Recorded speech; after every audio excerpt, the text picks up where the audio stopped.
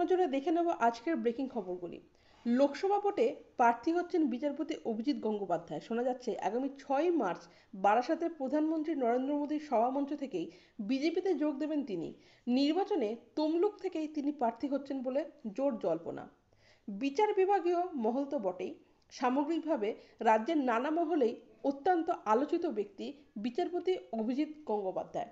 সম্প্রতি তাকে নিয়ে রাজনৈতিক মহলেও তুমুল আলোচনা শুরু হয়েছিল। রাজ্যের বিভিন্ন দুর্নীতি মামলায় এজলাসে বসে মমতা বন্দ্যোপাধ্যায় অভিষেক বন্দ্যোপাধ্যায়ের নাম উল্লেখ করে নানা কথা বলতে শোনা গিয়েছিল বিচারপতি গঙ্গোপাধ্যায়কে। সেসব নিয়ে তৃণমূলের কুণাল ঘোষ কার্যত তাকে চ্যালেঞ্জ করে বলেছিলেন, অবসরের বেশি দিন বাকি নেই, তার আগে আপনি স্বেচ্ছাবসর নিয়ে আসুন না রাজনৈতিক ময়দানে, তারপর দেখা যাবে। এবার লোকসভা ভোটের আগে সরাসরি রাজনীতির ময়দানে আসছেন তিনি। শোনা যাচ্ছে বিজেপির হাত ধরে ময়দানে পা রাখবেন। গেরুয়া শিবিরের টিকিটেই লড়াই করবেন বিচারপতি। উল্লেখ্য, তমলুকের বর্তমানে সাংসদ দিব্যেন্দু অধিকারী তৃণমূলের টিকিট জিতলেও 21-এর বিধানসভা নির্বাচনের সময় থেকে অধিকারী পরিবার বিজেপির সঙ্গে ঘনিষ্ঠতা রেখে চলছে। বিজেপির প্রথম দফার প্রার্থী তালিকায় নাম রয়েছে সৌমেন্দু অধিকারীর, লড়ছেন কাথি আসন থেকে, যেখানকার বর্তমান সাংসদ শুভেন্দু অধিকারীর বাবা শিশির অধিকারী। জল্পনা সত্যি হলেও তমলুক থেকে বিচারপতি অভিজিৎ গঙ্গোপাধ্যায় ভোটে লড়বেন। সেক্ষেত্রে দিব্যেন্দু কোথা থেকে টিকিট পায় সেটাই এখন দেখার। অন্যদিকে লোকসভা নির্বাচনের আগে উত্তর কলকাতার তৃণমূল নেতৃত্ব কয়েকদিন ধরেই আলোচনার কেন্দ্রে। নেতাদের মধ্যে বিরোধ সামান্য হলেও প্রকাশ্যে এসেছে। সাংসদ সুদীপ বন্দ্যোপাধ্যায়ের বিরুদ্ধে ক্ষোভ উগরে দিয়েছেন বরানগরের তৃণমূল বিধায়ক তাপস রায়।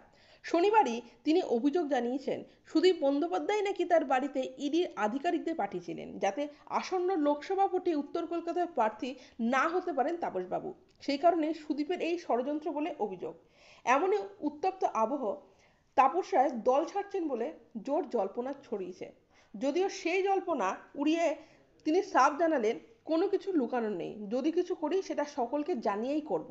শনিবার সাংবাদিক সম্মেলন করে তাপস রায় দলের উত্তর কলকাতার সাংসদ সুদীপ বন্দ্যোপাধ্যায়কে একহাত নিয়েছেন।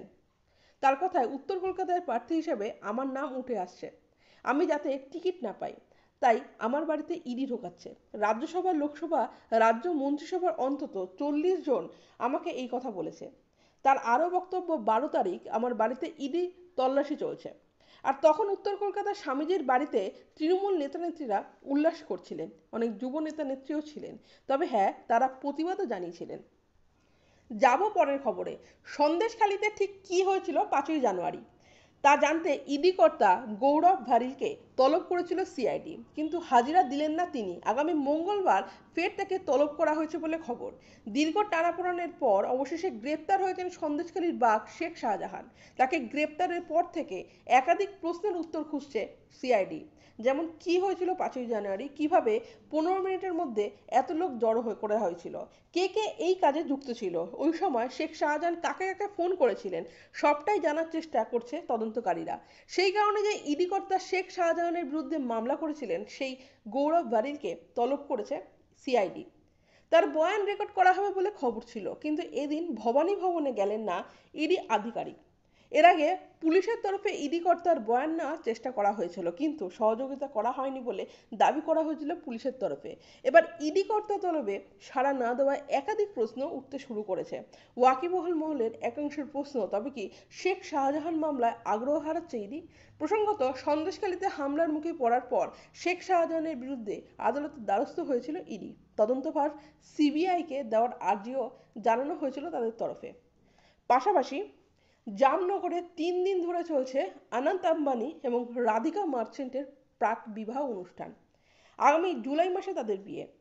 তার আগেই জমাটি প্রাক বিবাহ অনুষ্ঠানে জমে উঠেছে জামনগরের আবহ। এই অনুষ্ঠানে দেশে বিদেশের একাধিক তারকা শিল্পীরা এসেছেন। সেই অনুষ্ঠানে যোগ দিয়েছিলেন মেটার সিইও মার্ক জুকারবার্গ ও তার স্ত্রী প্রিসিলা চ্যান। আনন্দের ঘড়ি পছন্দ হলো মার্ক জুকারবার্গের স্ত্রীর। সম্প্রতি একটি ভিডিও ভাইরাল হয়েছে যেখানে দেখা যাচ্ছে আনন্দ আম্বানির সঙ্গে কথা বলছেন মেটার সিইও মার্ক জুকারবার্গ এবং তার স্ত্রী। তখনই তাদের নজর যায় আনন্দের ঘড়ির দিকে। তিনি একটি 14 কোটি টাকা দামের রিচার্ড মিলির ঘড়ি পরেছিলেন। সেটা দেখে মুগ্ধ হয়ে যান মার্ক এবং চ্যান। চান আনন্দকে বলেন, ঘড়িটা তো দুর্দান্ত, দারুণ দেখতে। সেটা শুনে মার্ক সম্মতিও জানিয়ে বলেন, হ্যাঁ আমি ওকে আগেই বলেছি। এরপর তিনি জানান, আমি কখনো ঘড়ি কিনতে চাইনি, কিন্তু এটা দেখে মনে হচ্ছে ঘড়িটা বেশ দারুণ একটা ব্যাপার, আমার এটাই চাই। দেখব পরের খবর। লোকসভা ভোটের সৈনিক কারা তা ঠিক করতে এখন ব্যস্ত সবকটি রাজনৈতিক দল, তৃণমূল হোক বা বিজেপি। কোন কেন্দ্রে কে প্রার্থী তা নিয়ে আগ্রহ তুঙ্গে। বিজেপি ইতিমধ্যেই বাংলার 20টি আসনে প্রার্থী ঘোষণা করেছে, যার মধ্যে রয়েছে বেশ কয়েকটি গুরুত্বপূর্ণ আসন। তৃণমূল শিবিরেও সৈনিকদের তালিকায় প্রায় চূড়ান্ত। কে ফের প্রার্থী হচ্ছেন, কারই বা নাম কাটা যাচ্ছে, তা নিয়ে আলোচনা চলছে। এর মাঝে নিজের প্রার্থী হওয়া নিয়ে ধোঁয়াশা রেখে দিলেন ব্যারাকপুরের বাহুবলী সাংসদ অর্জুন সিং। তিনি কি প্রার্থী হচ্ছেন? উদাসী সুরে অর্জুনের জবাব, প্রার্থী পদ ঘোষণা করবেন মমতা বন্দ্যোপাধ্যায়। তিনি প্রার্থী করলে আমি হব, না হলে অন্য কেউ। আমি প্রার্থী হই বা না হই দলের সঙ্গে আছি। আগামী 10ই মার্চ ব্রিগেডে তৃণমূলের জনগর্জন সভা। সেখান থেকে কার্যত লোকসভা ভোটের প্রচার শুরু করেছে বাংলার শাসক দল। ব্রিগেড থেকে দিল্লির লড়াইয়ের সুর বেঁধে দেবেন দলনেত্রী মমতা বন্দ্যোপাধ্যায়। তার আগে প্রতি লোকসভা কেন্দ্রে প্রস্তুতি সভা হচ্ছে। শনিবার সন্ধে ব্যারাকপুরের সেই প্রস্তুতি সভায় হাজির হয়ে সাংসদ অর্জুন সিং বলেন, ইলেকশন একটা যুদ্ধ, সকলকে ঐক্যবদ্ধ হয়ে লড়তে হবে। নেত্রী 42টি আসনেই জেতার ডাক দিয়েছেন, 42টি আসনেই জেতার চেষ্টা করতে হবে আমাদের। যাব পরের খবরে। দুর্ঘটনার কবলে রাজ্য বিজেপির সভাপতি সুকান্ত মজুমদারের কনভয়। রবিবার বিকালে একটি ফুটবল টুর্নামেন্ট থেকে ফেরার পথে নদিয়া শান্তিপুরের 34 নম্বর জাতীয় সড়কে দুর্ঘটনার কবলে পড়ে সুকান্তর কনভয়ের একটি গাড়ি। তবে সুস্থ রয়েছেন বালুরঘাটের বিজেপি সাংসদ। জানা গেছে, রবিবার নদিয়ার ধুবুলিয়ার একটি ফুটবল টুর্নামেন্টের আয়োজন করা হয়েছিল, সেখানে আমন্ত্রিত ছিলেন সুকান্ত মজুমদার। এদিন বিকালে সেখান থেকেই ফিরছিলেন রাজ্য বিজেপির সভাপতি। ফেরার পথে শান্তিপুরে 34 নম্বর সড়কে দুর্ঘটনাটি ঘটে। ক্ষতিগ্রস্ত হয় সুকান্ত মজুমদারের কনভয়ের একটি গাড়ি। স্বাভাবিকভাবেই ঘটনাকে কেন্দ্র করে চাঞ্চল্য ছড়িয়ে পড়ে এলাকায়। বেশ কিছুক্ষণের মধ্যে স্তব্ধ হয়ে যায় যান চলাচল। পরবর্তীকালে স্বাভাবিক হয় পরিস্থিতি। চোখ রাখবো পরের খবরে। গত বিধানসভা ভোটে বিজেপির টিকিটে জিতেও পরে তৃণমূলে যোগ দিয়েছিলেন কালিয়াগঞ্জের বিধায়ক সৌমেন রায়। গত বুধবার সেই সৌমেনকেই দলে ফিরিয়ে বিরোধী দলনেতা শুভেন্দু অধিকারী জানিয়েছিলেন 7ই মার্চ বড় যোগদান হবে। অন্যদিকে রবিবারই পেশার জীবন থেকে ইস্তফা দিয়ে বৃহত্তর ক্ষেত্রে যেতে চান বলে জানিয়েছেন কলকাতা হাইকোর্টের বিচারপতি অভিজিৎ গঙ্গোপাধ্যায়। এরপরেই জানান, মঙ্গলবার তিনি বিচারপতির পদ থেকে ইস্তফা দেবেন। বিজেপির একটি সূত্রের দাবি, আগামী 7ই মার্চ তাদের দলে যোগ দেবেন বিচারপতি গঙ্গোপাধ্যায়। ওই সূত্রটির আরও দাবি, রাজ্যের একটি লোকসভা কেন্দ্র থেকে পদ্ম প্রতীকে প্রার্থী হতে চলেছেন তিনি। শুভেন্দুর বড় যোগদানের ঘোষণা এবং বিজেপির সূত্রের দাবি, এই দুটিকে মিলিয়ে অনেকেই দুয়ে দুয়ে চার করে ফেলেছেন। যদিও তিনি কোন দলে যোগ দেবেন তা নিয়ে রবিবার ধোঁয়াশা বজায় রেখেছেন বিচারপতি গঙ্গোপাধ্যায়। রবিবার একটি সাক্ষাৎকারে তিনি বলেন, রাজনীতির ময়দানে আমি যাব, কোন রাজনৈতিক দলের হয়ে শুরু করব সেটা আজই বলছি না। তাকে প্রশ্ন করা হয়, আপনি কি লোকসভা ভোটে দাঁড়াতে চলেছেন? উত্তরে বিচারপতি বলেন, যদি আমি কোনো রাজনৈতিক দলে যোগ দিই, তারা যদি আমাকে টিকিট দেয়, আমি বিবেচনা করে দেখব পরের খবর। নাম ঘোষণার ঠিক 17 ঘন্টার মধ্যে ভোল বদল। আসানসোল লোকসভা কেন্দ্র থেকে প্রতিদ্বন্দ্বিতা করতে চান না বলে জানিয়ে দিলেন বিজেপি প্রার্থী পবন সিং।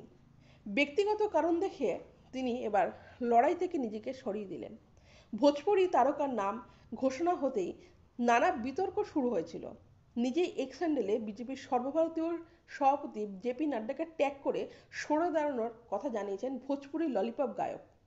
রাজ্যবাসীর প্রবল জনগর্জনের জেরেই সরে দাঁড়াতে বাধ্য পবন বলে এক্স হ্যান্ডেলে প্রতিক্রিয়া দিয়েছেন তৃণমূল কংগ্রেসের সর্বভারতীয় সাধারণ সম্পাদক অভিষেক বন্দ্যোপাধ্যায়। এদিকে প্রার্থী তালিকা প্রকাশের একদিনের মাথায় পশ্চিমবঙ্গে ধাক্কা খেল বিজেপি বলে মনে করা হচ্ছে। এই নিয়ে সোশ্যাল মিডিয়ায় মুখ খুলেছেন অভিষেক বন্দ্যোপাধ্যায়। তিনি পশ্চিমবঙ্গের মানুষের অদম্য ইচ্ছাশক্তি এবং ক্ষমতাকে কুর্নিশ জানিয়েছেন। কারণ এই কারণেই সরে দাঁড়াতে হয়েছে ভোজপুরি গায়ককে বলে মনে করেন অভিষেক। এই ঘটনা নিয়ে প্রতিক্রিয়া দিয়েছেন তৃণমূল কংগ্রেসের রাজ্যসভার সাংসদ ডেরেক ওবারান এবং দলের আইটি সেলের ইনচার্জ দেবাংশু ভট্টাচার্য।